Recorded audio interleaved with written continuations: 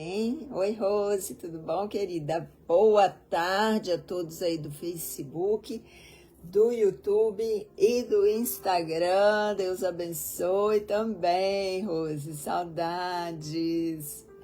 Hoje nós vamos. Oh, que pena, mas não tem problema, depois assiste, tá? Hoje nós vamos falar sobre o Yom Kippur. Vamos falar sobre esse feriado judeu, o que ele representa para nós, vai ficar gravado, tá bom? O que ele representa para nós cristãos, né? As coisas que nós precisamos entender sobre as festas judaicas. Deus te abençoe, Rose, um dia de vitória, viu? Que delícia. Oi, Renata, boa tarde. Então, o pessoal vai chegando. Amém. E nós vamos estar falando hoje sobre uma celebração que é inclusive hoje, tá? Hoje é o Yom Kippur dos judeus e eles celebram esse dia. Então vamos entender um pouquinho o que é o Rosh Hashanah, o que é o Yom Kippur. Logo em seguida vai ser a festa dos tabernáculos e nós precisamos então, como servos de Deus, estar mais entendidos, né? Para a gente não cair em confusão, porque tem muitas frentes evangélicas que dizem que é necessário que aconteça uma dessas festas para Jesus voltar, ou seja, que essas festas são sinal do fim dos tempos. Para o judeu pode sim, mas para nós sabemos que Jesus voltará qualquer dia, né? A palavra de Deus fala que ninguém sabe nem o dia nem a hora que ele voltará. Então, muitas vezes a gente fica enganado por essas coisas e a mídia, né? Com tudo isso que a gente vê hoje em dia, começa a falar, vai acontecer, tá chegando. E na verdade a gente sabe que o apóstolo Paulo, ele já vivia esperando a volta de Cristo desde quando ele se converteu, né?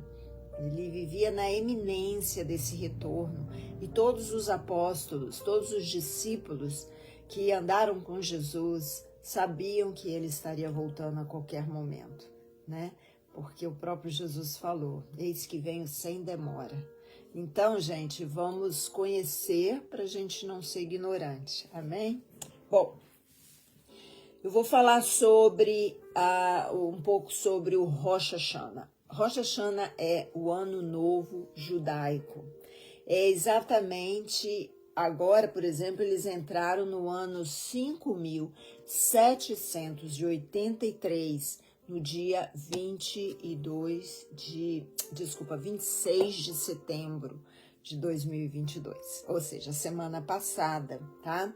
Então, esse é o começo do ano judaico, ok?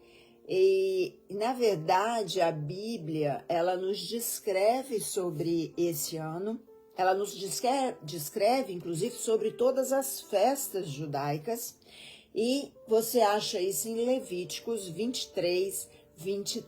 Levíticos 23, a palavra diz assim, disse mais o Senhor a Moisés, fala aos filhos de Israel, dizendo, no 7º mês, ao 1º do mês, tereis descanso solene, memorial, com sonidos de trombetas, santa convocação. Nenhuma obra servil fareis, mas trareis ofertas queimadas ao Senhor. Logo depois, no próximo versículo, no versículo 24, você vê ele falando sobre o Yom Kippur, que seriam 10 dias depois. Então, exatamente hoje, quarta-feira, né? Hoje é dia 5 de outubro, nós estamos celebrando o Yom Kippur. Nós não, os judeus estão celebrando o Yom Kippur. Então, vamos entender cada uma dessas festas, tá bom? Então, é isso aí. Para os judeus, tá? Para o povo de Israel como um todo, esse é um tempo para eles descansarem do trabalho, para eles tocarem as trombetas, né? É um tempo para eles terem o Yom Kippur, que é um tempo de consagração, de oração, de jejum, um dia de trombeta. Ou seja, esse é o 7º mês, o 1º dia do 7º mês, como a palavra fala, ok? E é a primeira, presta atenção nisso, é a primeira das 3 festas de outono, ok? Então, nós temos Rosh Hashanah, Yom Kippur e o Sukkot, que é a festa dos tabernáculos. Mas é sobre Israel, em Israel, por Israel e com relacionamento com o Deus de Israel. Essas festas são importantes para a nação de Israel. Então é importante a gente entender isso, como eu falei aqui no começo, que nós vamos compreender porque é necessário para nós cristãos conhecermos, porque existe uma linha de evangélicos que acham que Jesus vai voltar nessas festas. E essas festas, elas estão registradas na palavra de Deus como uma ordenança do Senhor para o povo de Israel, mas não é no ano bíblico, tá bom? Nós vamos entender isso. Então, é muito importante a gente entender que esse dia de trombetas, né, o Rosh Hashanah, é importante para o povo de Israel, que no mundo inteiro eles vão se reunir e vão tocar essas trombetas e vão fazer uma santa convocação, e é uma combinação, tá, de eventos no mês de setembro todo, inclusive lá no Muro das Lamentações, para pedir perdão pelos pecados da nação, ok? E é claro, né, que tem momentos que eles ajuntam, eles tocam lá as trombetas, e a ideia agora é contar, desde aquele dia 26 de setembro, é contar os 10 dias para chegar no dia da expiação, que é hoje, especificamente hoje, quando eles acreditam que o destino eterno deles está selado. E depois deles se consagrarem esses 10 dias e pedir perdão, eles então têm o nome deles escrito no livro da vida. É exatamente isso que essas duas festas significam. Agora, vamos clarificar isso aqui para nós, tá bom? Para os que creem em Jesus Cristo como Senhor e Salvador, nós não estamos esperando por um festival, amém, queridos? Nós não estamos esperando por um festival que causará que a gente tenha o nosso nome escrito no livro da vida, é ou não é? Porque, você sabe por quê, né? Porque desde o dia que você aceitou Jesus como Senhor e Salvador da sua vida, você não precisa mais se preocupar com isso, porque no minuto que você aceitou Jesus, o seu nome foi escrito no livro da vida e a sua eternidade foi mudada. Amém? É isso que a palavra de Deus nos ensina. Agora, para a nação de Israel, como nação, tá? Esse evento, ele ainda não aconteceu. Então, o momento que eles se juntarem para reconhecerem o Messias está registrado em Zacarias 12. Se você for em Zacarias 12, a palavra de Deus diz assim: e sobre a casa de Israel, vou voltar aqui um pouquinho, Zacarias 12, vamos estar baseado em Zacarias 12, Zacarias 13 e 14. Então, em Zacarias 12 diz: e sobre a casa de Davi e sobre os habitantes de Jerusalém, derramarei o espírito da graça e de súplicas. Olharão para aquele a quem transpassaram, pranteá-lo-ão como quem pranteia por um único filho, e chorarão por ele como se chora amargamente pelo primogênito. Ok? E Zacarias 14 diz: naquele dia estarão seus pés sobre o Monte das Oliveiras. Então, Zacarias 14, Zacarias é um profeta messiânico, ok, pessoal? Ele fala muito da vinda do Messias, tá? E aqui Zacarias está mostrando que Deus revelou para ele que Jesus iria descer, voltar e pousar, botar o pé dele no Monte das Oliveiras, que está de frente de Jerusalém para o Oriente. O Monte das Oliveiras será fendido no meio para o Oriente, para o Ocidente, e haverá um vale enorme no meio, e metade do monte se apartará para o norte e outra metade para o sul. Quer dizer que este é o momento, tá? Que coletivamente, como nação, eles vão reconhecer o Messias.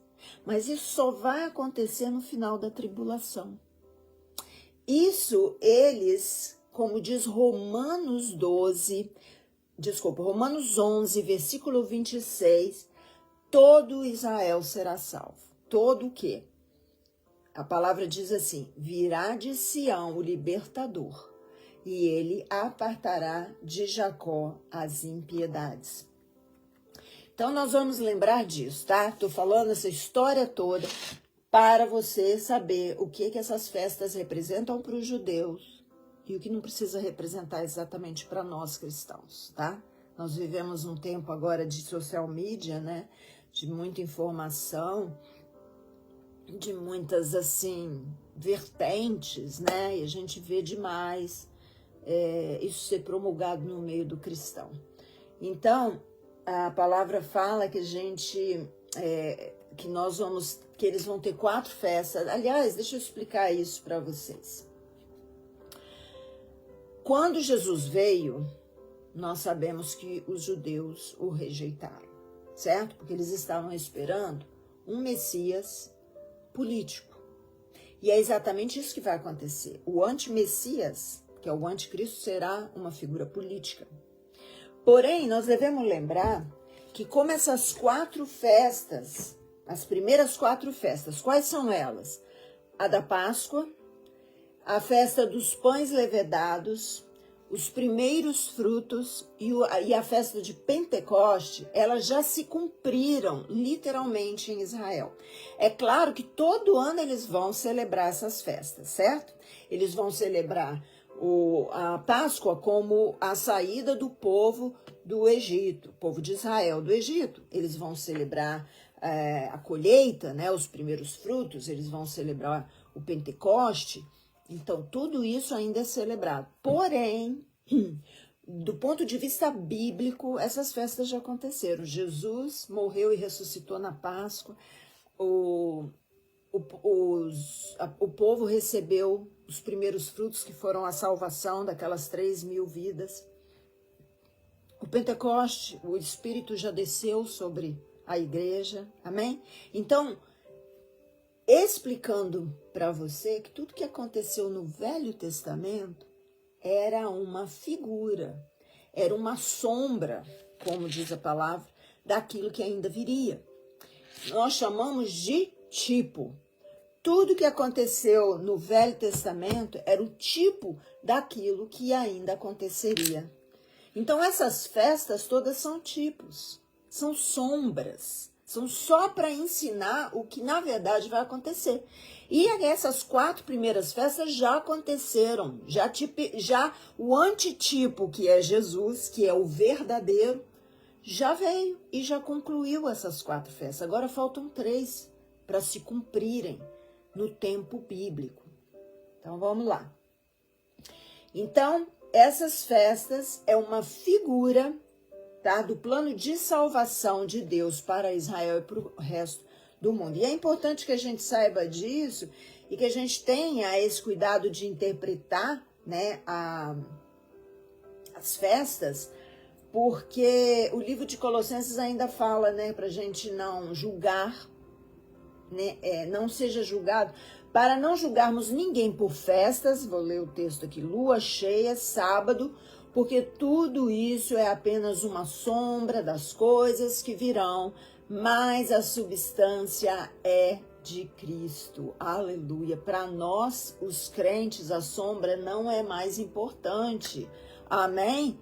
Você concorda com isso? Porque a substância já chegou. Amém? A sombra foi só para ensinar o povo daquela época que aconteceria, e a sombra, ela serviu de uma profecia daquilo que aconteceria, que já aconteceu. Assim como essas festas do outono, que são essas 3 festas que nós mencionamos agora, começando com o Rosh Hashanah, o Yom Kippur, que é hoje, e o tabernáculo, ainda vai acontecer e vai acontecer na volta de Jesus. Aleluia. Então, nós não precisamos, queridos, estar esperando uma festa para Jesus voltar e nem esperando uma festa para o nosso nome ser escrito no livro da vida. E glória a Deus por isso, porque nós, os cristãos, já conhecemos isso.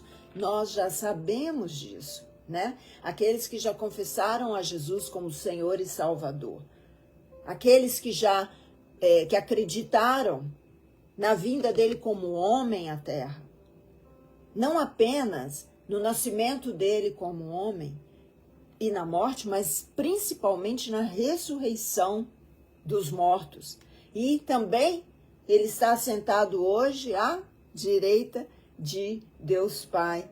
Então, para você que já acreditou nisso, que já entregou sua vida para o Senhor, no minuto que a gente entende que a lei nunca foi desenhada para salvar ninguém. A lei, ela na verdade, ela foi um tutor, um professor, para te ensinar o que é certo e o que é errado, o que é da vontade de Deus e o que não é, para você saber escolher entre o certo e o errado. Era apenas uma sombra, a lei é uma sombra, né, daquilo que estava para vir. Então é neste ponto que a gente entende que nós estamos esperando o retorno dele a qualquer momento, a qualquer dia, a qualquer mês, gente. Pode ser até agora, enquanto eu estou falando com vocês. Amém? Porque o próprio Senhor Jesus falou que a hora ninguém sabe. Se fosse acontecer numa festa, na festa das trombetas, como os judeus creem que o Messias deles vai voltar na festa das trombetas, se fosse para acontecer assim, Jesus não falaria a eles isso. Ele falaria, espera aí que qualquer festa das trombetas eu posso estar voltando, não é verdade? Mas não foi isso que ele falou. Ele falou que o dia nem a hora ninguém sabe. Então, nós não podemos nos afixar. E outra, o apóstolo Paulo, ele viveu esse tipo de expectativa. Desde o dia que ele conheceu Jesus, ele estava ansioso esperando pela vinda de Jesus buscar a igreja. E é exatamente por isso que ele comunicou à igreja de Tessalonicenses que os mortos em Cristo ressuscitarão primeiro. Isso está em 1 Tessalonicenses 4, 16, 17, que fala, portanto, o Senhor, dado a palavra de ordem, ouvida a voz do arcanjo e ressoada a trombeta de Deus, descerá dos céus, e os mortos em Cristo ressuscitarão primeiro. Depois nós, os vivos, os que ficarmos, seremos arrebatados juntamente com eles entre nuvens, para o encontro do Senhor nos ares, e assim estaremos para sempre com o Senhor. Então, para Paulo, não existia uma festa que tinha que acontecer, não existia nenhuma tribulação que tinha que vir, inclusive não precisava ter começado tribulação nenhuma, porque a vida dele já era uma tribulação de perseguição, mas ele vivia com essa espera iminente da volta de Jesus, sem sombra de dúvida alguma. Mas, voltando ao povo de Israel, como nação, coisas têm que acontecer. Por isso o Senhor estabeleceu as festas. E, na verdade, a festa da trombeta, como eu falei, ela é uma sombra daquilo que viria, porque no dia que Jesus voltar, haverá som de trombetas, amém? Quem que vai tocar a trombeta são os homens? Não, são anjos. Os anjos do Senhor vão tocar as trombetas. Então, prefigurativamente, hoje nós temos a festa das trombetas tocada por homens, mas quando o verdadeiro vier, nós veremos os anjos tocando estas trombetas. Aleluia, aleluia. Então, o povo de Israel, ele realmente ainda espera pela vinda do Messias. Nós, porém, esperamos a volta do Messias. Há uma diferença aí. E a Bíblia é muito clara em Daniel 9, declara ali sobre as 70 semanas que foi designada para a nação de Israel e para a cidade de Jerusalém. A Bíblia fala que 69 semanas já aconteceram, certo? E a semana 69 foi aquela que Jesus veio como homem e se ofereceu como sacrifício. A semana 70 será aqueles 7 anos de tribulação, quando o anticristo surgir. Também foi designada essas 70 semanas para Israel e Jerusalém. E também será o episódio que vai produzir a salvação de Israel como um todo, como nação. 2 Coríntios 3, 14, 16 fala assim: mas os sentidos deles se embotaram até o dia de hoje, quando fazem a leitura da antiga aliança. O mesmo véu permanece, e não lhe sendo revelado que foi Cristo, que rompeu, que rasgou o véu. Lembra disso? Que na morte de Jesus o véu do templo foi rasgado de cima a embaixo. Então, queridos, isso significa que como nação, que eles ainda estão esperando o Messias, um dia eles vão descobrir que não há mais Messias vindo, mas sim retornando aquele que eles negaram, como Zacarias 12 fala, que eles traspassaram. Mas isso só vai acontecer no fim da tribulação. E Zacarias 13 diz que, infelizmente, 2/3 se perderão e somente o resto será salvo por fogo, através do fogo. Então, para resumir, a festa das trombetas é para os judeus. A festa das trombetas é uma sombra da vinda do Messias para Israel. A festa das trombetas acontece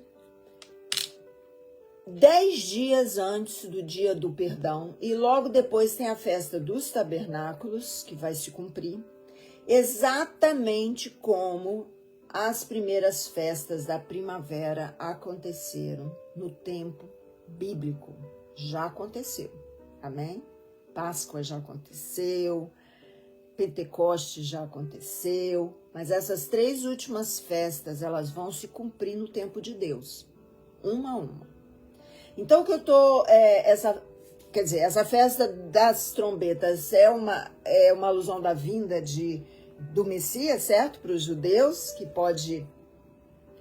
Como o Yom Kippur, que é celebrado hoje, olha que interessante, vocês vão entender aqui o que eu quero dizer. O Yom Kippur é celebrado hoje.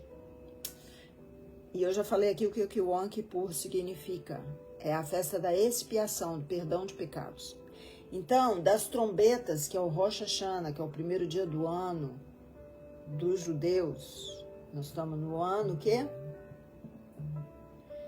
entrou uma ligação aqui, deixa eu ver se vocês vão perder minha voz. Estão me ouvindo?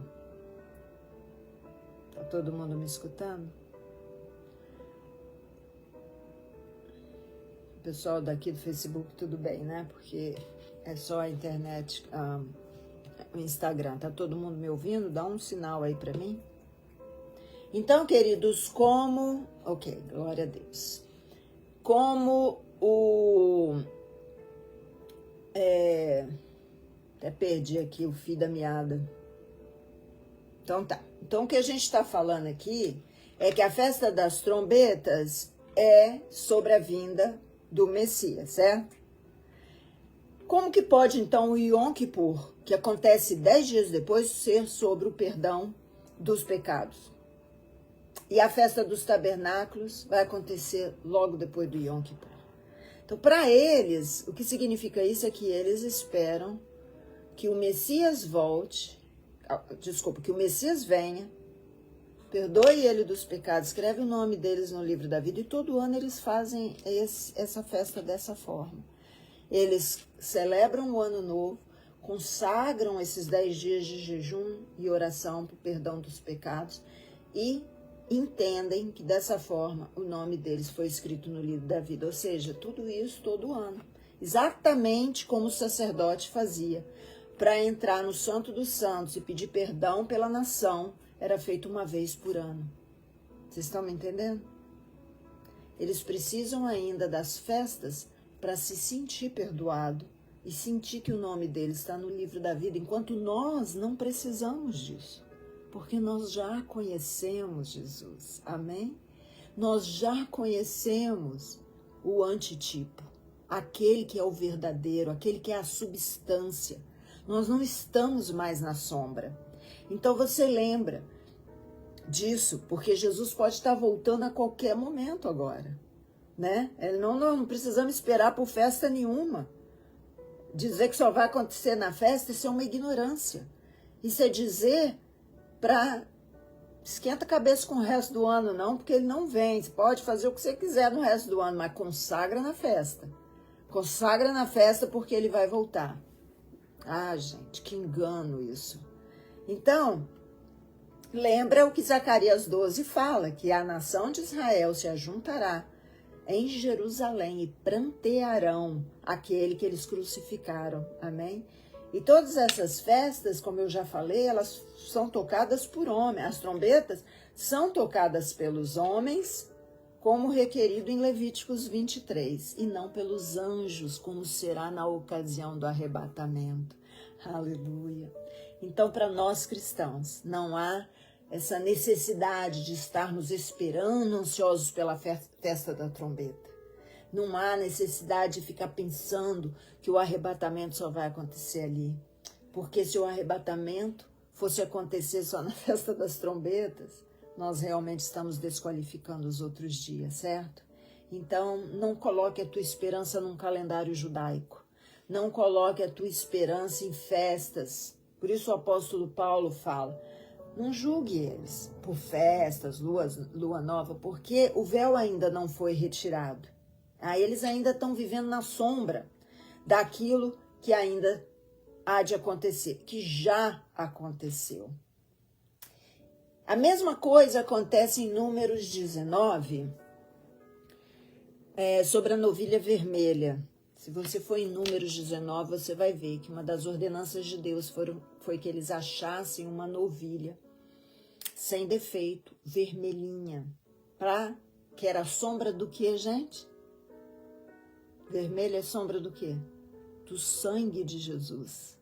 Então, naquela época, eles sacrificavam a novilhinha vermelha e o ashes, né? Como é que chama isso? As cinzas da novilha era jogado no povo que queria ir para o templo ou para o tabernáculo, né? Era aquela figura do sangue de Jesus cobrindo ele, ou seja, o sangue de Jesus nos limpa da impureza do pecado e não nos suja como as cinzas nos sujam. Vocês estão entendendo? Que naquela época era uma sombra, era um exemplo daquilo que verdadeiramente seria. Então, nós precisamos lembrar que nós não precisamos de novilha vermelha. Se você for no YouTube, você vai ver muitas palavras, até pastores falando que a novilha vermelha é um símbolo do fim dos tempos. Gente, fim dos tempos é desde o dia que Jesus ressuscitou e subiu. Ele falou que ele voltaria. Fim dos tempos, os apóstolos já estavam falando do final dos tempos, né? Porque se a novilha vermelha fosse um sinal profético dos fins dos tempos, nós também já estamos no fim dos tempos por muitos e muitos anos, porque desde que mundo é mundo, que sempre existiu uma novilha perfeita, vermelhinha. Então todo mundo fala, achar uma novilha perfeita, vermelha, mas ninguém fala como que ela foi embora, porque obviamente ela vai morrer, não é? Tudo fica velho, tudo morre, tudo fica com defeito, as células, elas criam toxinas, elas morrem. Como que uma novilha vai ficar perfeita até Jesus vir? Nós não precisamos de novilhas mortas para colocar cinza sobre nós, porque nós já estamos debaixo do sangue do Cordeiro. Amém? Essa é a grande realidade. E outra coisa, para ter a novilha, sacrificada, precisa haver o templo. E eles não têm templo ainda. Então, o templo ele só vai ser construído como parte de um acordo internacional de paz, que os judeus vão poder construir o templo no local onde a mesquita muçulmana, né, aquele domo dourado, está construída, porque ali é o Monte Moriá. Foi ali que Abraão levou o filho para sacrificar. Hoje não é monte mais, tá terraplanado, porque Herodes o Grande terraplanou, ele construiu o templo, certo? Ele reformou, na verdade, o templo, o segundo templo. Então, o templo, Muitos falam isso, que já está tudo pronto, tudo pronto para o templo, né? O menorá, as roupas dos sacerdotes, os sacerdotes da linhagem de Arão já estão sendo encontrados e treinados, está tudo pronto, mas o templo não existe. Sabe quando que o templo vai existir? Quando o anticristo se manifestar na terra, porque ele é que vai fazer um acordo de 7 anos de paz, e ele vai quebrar esse acordo na metade, 3 anos e meio, e dentro do templo, assentado no templo, ele vai declarar que ele é Deus, a abominável das nações. Está em Daniel 9 e em 2 Tessalonicenses. Então leia a palavra de Deus, entenda que nós, qualquer coisa, gente, que tenha a ver com o templo, não tem nada a ver com a igreja.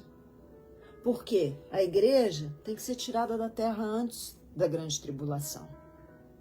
E ainda que nós, ou alguns, não acreditam na pré-tribulação, ou seja, o levar da igreja antes da tribulação, ainda que seja depois, de todas as maneiras, a igreja, o templo vai ser construído no final dos tempos, na grande tribulação, aonde o anticristo já estará governando, ok? Então, de todas as maneiras, a igreja não deve estar ansiosa sobre a construção do templo, tá bom? Porque essas coisas são, na verdade, para confundir e enganar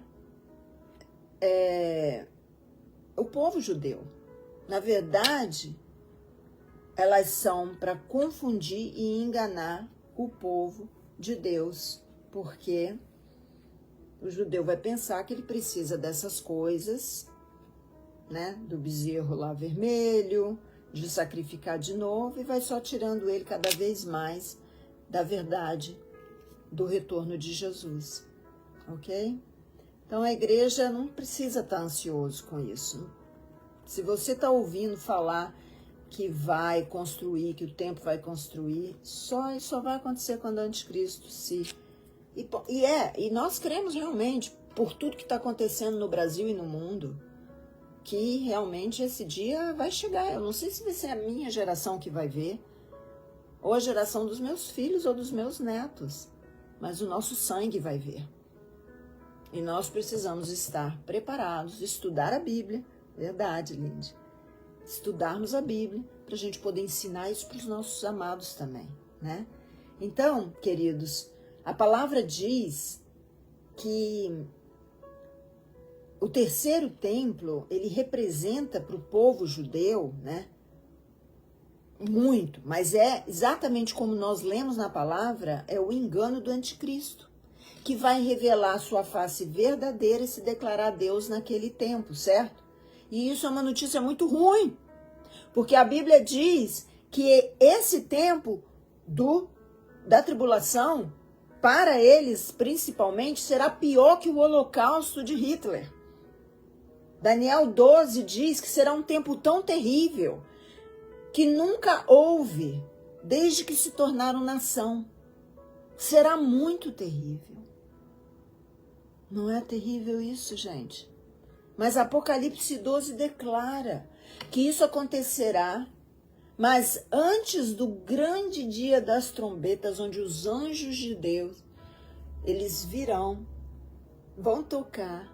Quando isso acontecer, né, onde haverá aquela exposição toda que eu já falei aqui, da divisão dos 7 anos de paz, da grande tribulação. E aí eles verão os anjos tocando a trombeta, não serão homens tocando, os anjos tocando a trombeta. Jesus descendo e botando os pés sobre as nuvens, todo olho verá, porque será como um piscar de olhos. E aí? Eles vão ver aqueles que eles transpassaram. E então será o início dos 1000 anos. Amém? O reino milenar que se estabelecerá em Jerusalém. E mais uma vez, Israel será uma nação que o mundo todo olhará e admirará. Mais uma vez, Israel será o centro do mundo, né? E toda a liderança e governo vai sair de lá. Mas até isso acontecer, os cristãos precisam lembrar que a festa das trombetas é para Israel e o arrebatamento pode acontecer em qualquer dia. Amém? Então eu gostaria que você não deixasse nenhum sensacionalismo e excitação te levar à decepção, te confundir. Lembre que Jesus falou, eis que venho sem demora. E ele mesmo falou que ninguém sabe a hora, nem o dia, né? Então, a gente não pode esquecer o que a palavra fala e nos prepararmos para este grande e glorioso dia. E também orarmos pela salvação de Israel. Amém? 2 Coríntios, eu vou finalizar com essa palavra. 2 Coríntios 3, versículo 13 a 18, fala que os judeus entenderão quem ele é, e o véu será removido dos seus olhos. A palavra diz, e não somos como Moisés, que punha o véu sobre a face, para que os filhos de Israel não atentassem na terminação do que se desvanecia. Mas os sentidos deles se embotaram, pois até o dia de hoje, quando fazem a leitura da antiga aliança, o mesmo véu permanece, não lhe sendo revelado, em Cristo é removido. Mas até hoje, quando é lido Moisés, o véu está posto sobre o coração deles. Quando, porém, algum deles se converte ao Senhor, o véu lhe é retirado. Ora, o Senhor é o Espírito, e onde o Espírito do Senhor há liberdade. E todos nós, com o rosto desvendado, contemplando como por espelho e a glória do Senhor, somos transformados de glória em glória, na sua própria imagem, como pelo Senhor o Espírito. Que essa palavra traga luz ao teu coração, que essa palavra comece a despertar em você um desejo de conhecer mais sobre Israel, um desejo de conhecer mais sobre a palavra de Deus, sobre a volta de Jesus. Amém? Precisamos estar certos. A Thalita até falou aqui que também o arrebatamento pessoal pode acontecer hoje, né? A gente nunca sabe quando Jesus vai nos chamar. Então, muitos já tiveram esse encontro, preparados ou não. Nós ainda estamos vivos, ainda temos a oportunidade de nos prepararmos. E nos preparamos como? Lendo a palavra de Deus, orando e fazendo o que é certo, queridos. Fazendo o que é certo. Zacarias 8 diz que nós, como povo de Deus, precisamos fazer o que é certo. Então, analise os seus conceitos, analise aquilo que você acredita. Se o que você acredita para a tua nação, para os teus filhos, para a tua família, para você mesmo, condiz com a palavra de Deus, amém? Porque se não estiver baseada aqui, você precisa se consertar com Deus. Porque, olha, passará o céu e a terra, mas a minha palavra não passará. Ela pode estar escondida debaixo de lama, ela nunca vai deixar de ser a palavra de Deus, amém? Então, compartilhe essa live, compartilhe essa palavra, vamos nos preparar para a volta de Jesus, vamos nos preparar para o grande e glorioso dia em que nós vamos ouvir as trombetas, não que os homens tocam, mas que os anjos do Senhor tocam, e assim a gente vai poder então estar com Ele, reinar com Ele e podermos viver o reino de Deus na terra literalmente, amém, queridos? Que Deus abençoe e que você possa realmente, com temor no Senhor, ao Senhor, busque fazer a vontade de Deus, busque fazer o que é certo diante de Deus, não o que é certo que os homens falam que é certo, né? Não que o mundo mudou, então peraí, eu vou mudar também, porque a palavra de Deus é imutável. O nosso Deus, ele é um Deus que não muda, que não morre. Ele é o mesmo antes, hoje, será eternamente. A palavra de Deus também é. E se você é guardião da verdade de Deus, tem uma recompensa para você. Amém? Tem uma recompensa e uma grande herança com Ele quando Ele voltar. Nós vamos reinar com Ele na terra. Vamos julgar os povos. É isso que a palavra de Deus fala em Apocalipse. Que você for guardião da verdade de Deus aqui na terra, se você lutar pelo pobre, pelo injustiçado, se você não se unir com aqueles que fazem mal aos inocentes, se você não aceitar a corrupção, a mentira, o engano, mas lutar contra, se posicionar contra, tem um grande galardão. E o galardão é esse. É governarmos junto com Jesus, julgarmos os povos. Isso é lindo, isso é maravilhoso, isso é uma esperança muito grande, né? A gente fica falando, vamos para o céu, mas esquece que nós vamos primeiro, por 1000 anos, governarmos, e depois virá a nova Jerusalém. Então o céu vai ser aqui mesmo, onde nós viveremos eternamente as promessas do Senhor. Que Deus te abençoe nesse dia. Hoje à noite temos a live de oração, a live da vida, às 9 comigo. Estaremos aqui orando pelo Brasil, pelas eleições e por Israel.